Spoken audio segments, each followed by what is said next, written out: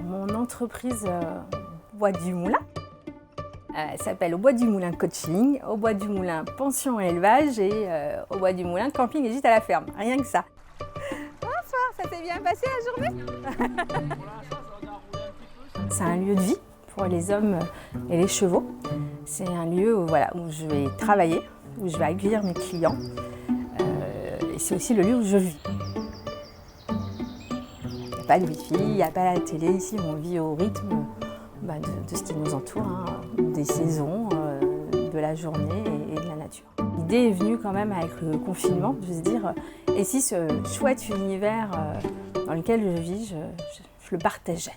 Et du coup, alors la vie en roulotte, comment ça se passe? Première expérience pour J'ai envie de vivre ici. Voilà.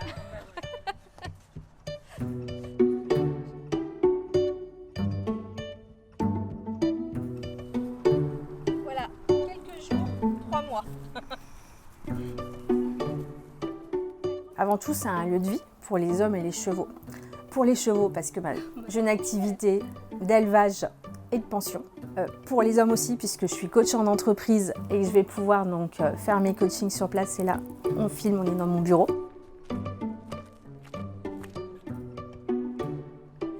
Coaching individuel, coaching collectif, accompagné ou pas par le cheval.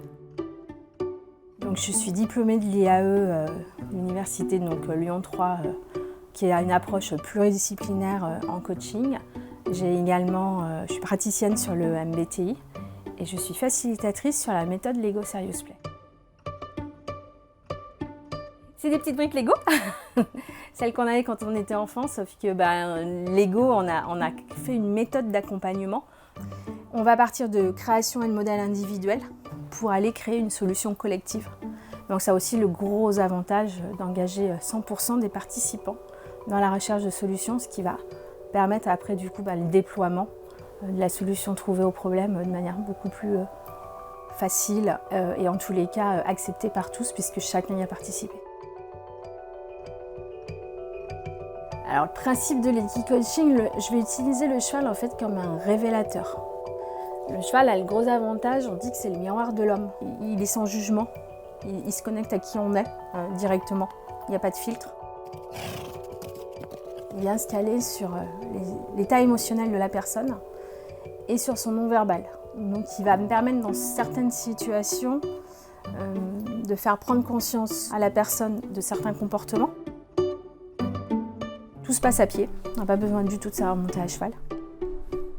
Et il va aussi me permettre d'accompagner une équipe sur des problématiques par exemple de communication, de posture, de place à prendre aussi au sein de l'équipe. Ce projet, c'était aussi me réaligner avec qui je suis vraiment et arrêter de scinder en deux. Mais l'éducation de ma génération a fait que souvent on scindait la passion et l'activité professionnelle. Et c'était ça en fait, c'était déjà moi me réunifier, m'aligner avec qui je suis vraiment et de se dire mes chevaux, non, ils font partie de ma vie. C'est pas juste une passion, ils vivent avec moi depuis 15 ans. Je tombais dedans à Marmite quand j'étais gamine. Ils ont toujours fait partie de cette vie-là.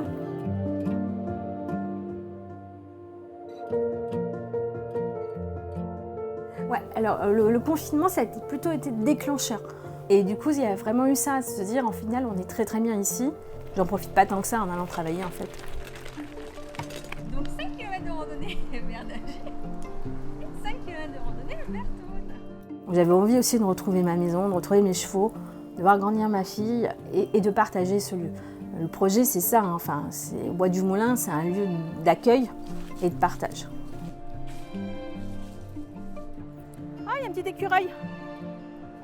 J'ai été dans plusieurs réseaux différents. Et ce que j'aimais bien dans la formule du réseau défendu, c'est qu'il y avait, c'est adapté à tout le monde. Si on est matinal, on va avoir des petits déj, on peut avoir les pauses pique-nique, on va avoir les soirées avec les conférences. Voilà, et surtout, c'est local. Parce que moi, j'ai aussi besoin de rencontrer des gens. Le Bois du Moulin, il faut en sortir de temps en temps. Et du coup, c'est un réseau social et surtout un réseau humain. Alors, l'hébergement, pour moi, c'était important qu'il soit intégré à la nature.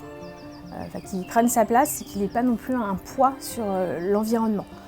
D'où ce choix en fait, de petit habitat Le dérèglement climatique fait qu'on a quand même de plus en plus chaud.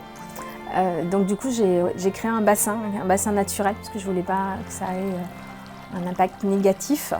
J'étais présente notre mascotte qui fait des câlins à tout le monde. Papillon. Un des plus gros challenges, puisque j'ai décidé de me lancer après le premier confinement, ça a été de convaincre les banques. Elles n'avaient aucune visibilité, on était fin de premier confinement, qu'est-ce qui va se passer, qu'est-ce qu'elle va faire là-bas la petite dame, elle fait 3 métiers en même temps, je ne comprends pas trop bien ce qu'elle fait. Je peux enfin faire plein de choses en même temps. Il n'y a aucune journée qui se ressemble. Voilà. C'est le plaisir de vivre le temps présent au jour le jour, comme il vient.